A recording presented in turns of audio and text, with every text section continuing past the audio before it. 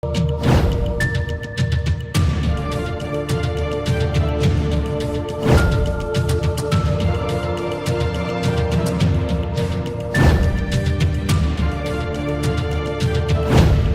reira, e te iwi paki mai ki a William Hawk Birdshead.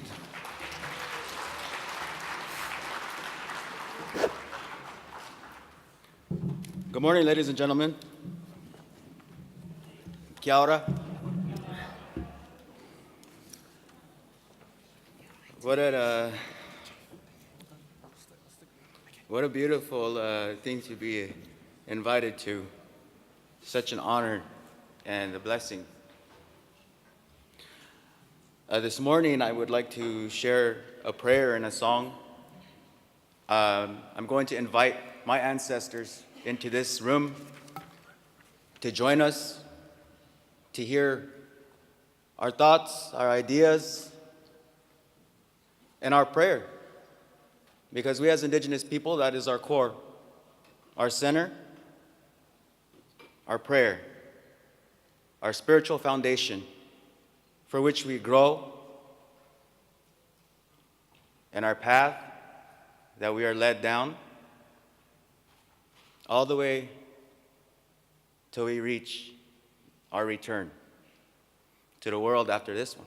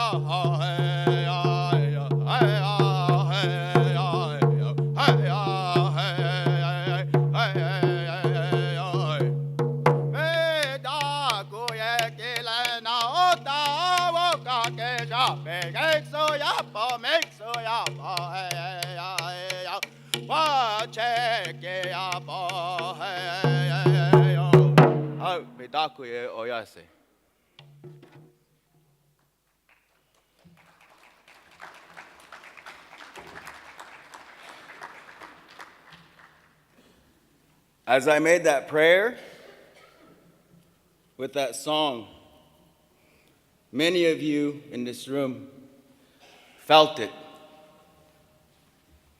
here in our center, because we all recognize that power in who we are as Indigenous people, our spiritual foundation. I speak a lot of this back home in the United States. I speak a lot of this in South America, in Colombia, Peru, the Caribbean islands, with the tribal people, because we aren't the only ones. We all have faced trial, our ancestors, And that is what we Lakota, the Lakota people, which is my tribe, recognize. Our ancestors. Our ancestors, they fought and they died for our survival. So we honor our ancestors by living our lives. And we honor our ancestors by remembering our song, our spirit, their spirit, which lives on through us as Indigenous people, Aboriginal people.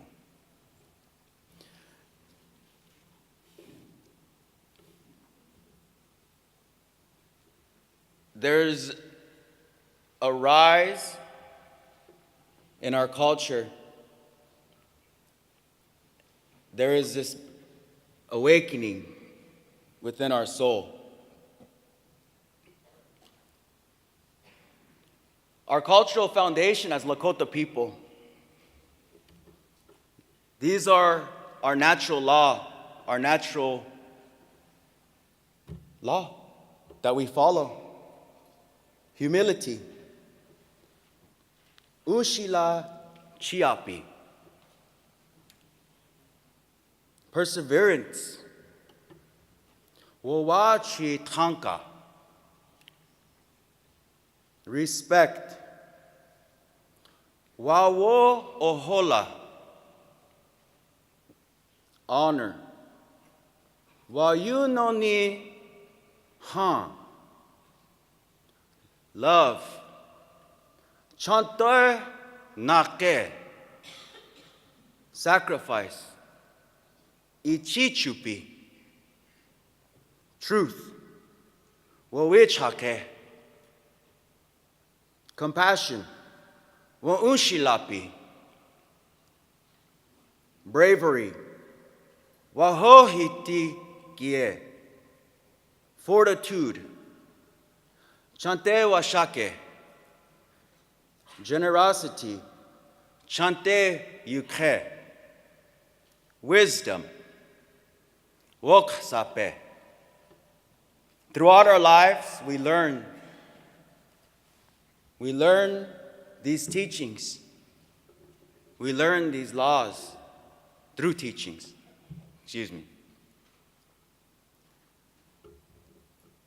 And whenever we reach wisdom, sometimes it's through trial, through a hardship, through loss, is whenever wisdom's learned for our people.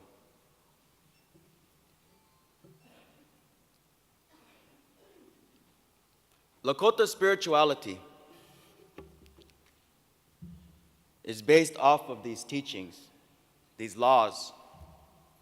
And we used these teachings to communicate with the world beyond this one. Because there is a world beyond this world and the stars. And whenever we learn to communicate with our ancestors beyond this world, we learn to respect this life a little more so. In 2009,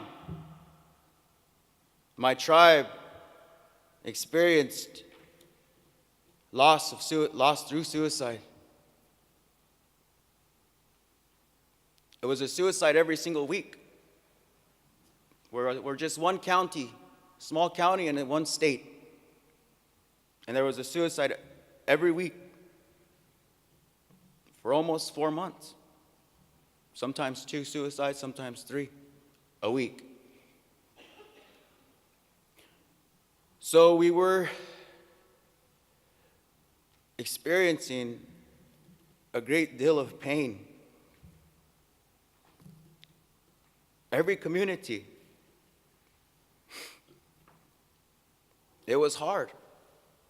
It was hard to see my aunts, my uncles, my elders cry because they didn't know why this was happening. Because we were always such a strong people. So we all prayed about it. We prayed. And we prayed, and we prayed. And finally, in 2011,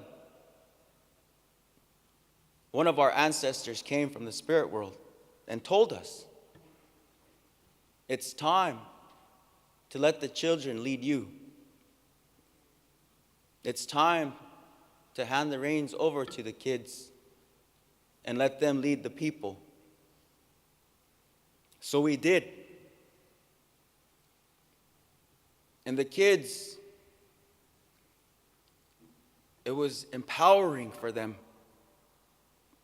They had something to do. Living in a rural community 100 to 200 miles from the nearest town. In this day and age, all we have is internet, our phones. Our children, they got lazy. They didn't want to go outside. They didn't want to go ride horse or do all the things that we used to do when I was their age. So they grew this deep depression within themselves. But once we gave the reins over to the kids, it was like this fire lit up within them. This happiness, this joy. It was like they were in front, leading us on their horses, while we were behind them. And they knew what they were doing. That's what we take away from them. We make them feel less significant than they already are, than they already feel. When in fact they already know. They know how to lead us. They know what to do. And that's what they did. Suicide dropped 90%. The last suicide was a year ago in our community.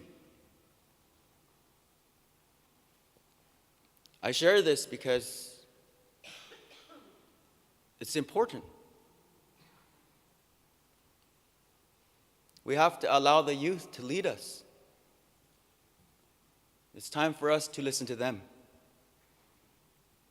That's what our ancestors said to us.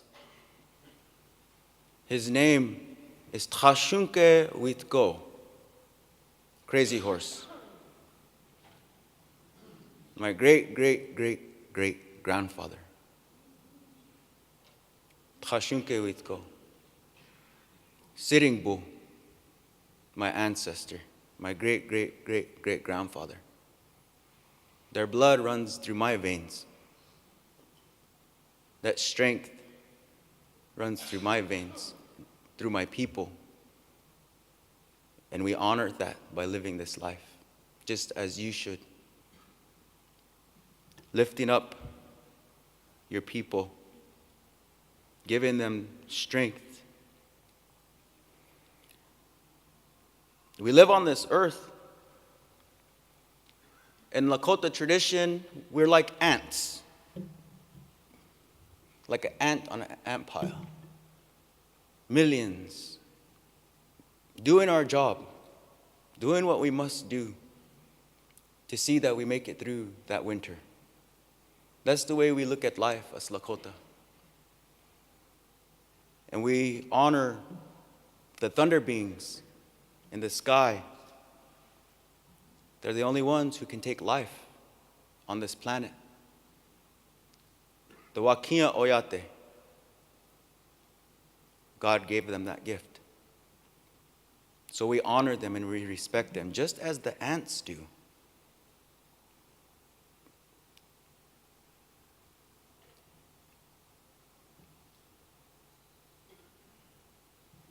Our connection to the universe. This is one thing that we as Indigenous people all have in common. The stars and star knowledge. Whether you're Aboriginal in Australia, Indigenous here in New Zealand, South America, North America, Africa, wherever you're from, we all have star knowledge. We all have stories that tie us as Indigenous people to the stars. We follow our lives through the stars. We've been for thousands and thousands of years. But what happened? We don't do that anymore. We don't plant our crops according to the stars as we did 200, 300 years ago. We don't do these things anymore. But we have our ceremonies that tie into the stars, which I'm sure many of the tribes and many of the Indigenous tribes and Aboriginal tribes in this room and around the world continue to do and practice and live. A certain solstice, like right now. Right now, we're beginning to transition into the new year for my people. And it was really interesting last night speaking to one of the young Maori leaders, young, so 14 years old, telling me about their new year beginning June 1st. So much we have in common. So our spirituality, that's what I'm here to talk about. Our spirituality as Indigenous people, our core, our center. Whenever I sang and made my prayer, we felt it. I'm sure many of you felt it here. This is our center. This is our core, our circle. We're all connected, each and every single one of us in this room. If I come to shake your hand, there's a reason I come to shake your hand. It didn't happen for no reason at all. We're all here in New Zealand for a reason. Because we're all going to take something from this place, as we all brought something to this place. We are all part of this universe, as much as this universe is a part of us. We are the stars in the sky. When you see the Milky Way, it looks different from here in New Zealand. It's like this, straight up. But back home, it reaches across the sky. And their story here is that is of their ancestors. It is the same for us. It is a road. That is the road to the life after this life for us Lakota people. Dakota, Nakota, Cheyenne, Arapaho, Hidatsa, Arikara. I could go on and on all day naming tribes who all have the similarity of the Milky Way. Yet we're all different tribes. We all speak different languages. We all have different backgrounds. We all come from different areas in North America.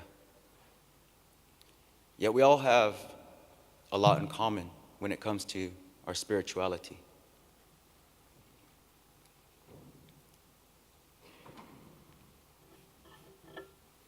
I would like to say thank you to Michael for inviting me here. Whenever I speak about spirituality, I like to talk about our connection to each other, to the universe, and how we have this ability to create, whether we know it or not. We have this ability to grow. We have this ability to gift. We have this ability to love. We have this ability to be compassionate. We have this ability to make somebody feel significant. We have this ability to make amazing things happen. Just as the idea of this conference itself, it happened. But why? Because it was created from here, and it was put out into the universe, and the universe allowed it to happen. So we have that ability to do that within our own communities. Within our communities, we have our own struggles. You do. I do. We all do. Our own problems and issues that our youth, our young men and women, our men and women, and our elders are facing. So how can we give them that feeling of hope and life and happiness and joy and significance? Through love, compassion. Why is that so hard? Ask yourself that. Why is it so hard to look to the person to your left and say, I love you?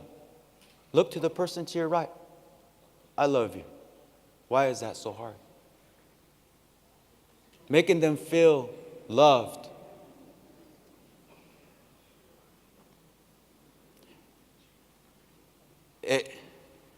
It gives us this fire within us because we're acknowledging our soul. We don't do that enough. We don't acknowledge our soul. We acknowledge this, our mind. Our mind can be our best friend, or our mind could be our worst enemy. Our mind could lead us down a dark road of despair, pain, suffering, or it could lead us down this path of beauty, happiness, joy. It is how you treat your mind. Many people feed their mind nutritional food, knowledge, and many people feed their minds drugs, alcohol. They abuse their brain. And there is a spiritual connection to this. Whenever drugs are abused, alcohol, methamphetamines, pharmaceutical medications, it destroys the frontal cortex. It takes away our identity. And in our Lakota traditions and our beliefs, this is our doorway right here. And in many other beliefs, they call this the third eye. But this up here, that's our doorway. This is where we come in whenever we come to this world, whenever our spirit enters our body. And whenever it's time to go, this is where we depart. But whenever you destroy this here, it blocks that connection. And it's very hard to get it back. That's why a lot of our people are lost. That's why whenever you speak to them, and it doesn't matter if you talk from your heart and how in depth you speak to them from here, they do not hear you here because it's blocked. Whenever I speak to you from here, you can feel it from here because you're not blocked up here. You're open to everything around you. But it's different for a lot of our people who are enduring that suffering, abuse. So how do we help them? Sometimes it can take months, years, just to heal that doorway. But we can do it. Because whenever that doorway is closed, they lose their identity. They lose their hope, their significance. They lose everything, their families, their loved ones. They feel alone. And many of them will walk off and end their lives. We all know this because we've all seen it. But we have that ability to help them. every single one of us in this room, each and every one of you. Our ancestors are in this room right now, mine, yours, listening to me speak. I acknowledge them because it's an honor that they're even here listening to me. Who am I? Just a young man, living life, sharing knowledge. I am no one. I am nothing. But I am everything to my people. So I respect them and respect my ancestors by living my life, enduring life's struggles, enduring the pain and suffering that we all must endure. So out of respect for all of our ancestors, your ancestors, let's all live life and share this message with our people, with your people, that we are not alone, because we are never alone. Whether we're 1,000 miles out in the middle of a desert by ourselves, we're not alone. We are never alone. Don't forget that. They're right next to you. Your ancestors are always with you. A breath away, a prayer away. Speak to them. And open up yourself to listen to them. It's very simple. The more you work at it, the easier it becomes. Thank you so much. I appreciate everyone for listening to me today. Like I said, it's such an honor. I want to cry because I know a lot of you have endured a lot of pain. You know suicide. You know how it's affected not only yourselves, but families and communities that you're from. Again, thank you so much. I appreciate you listening. Midaku e oyase. I'm going to share one more song to close my speech, my presentation, and I'll hand it over to Mike.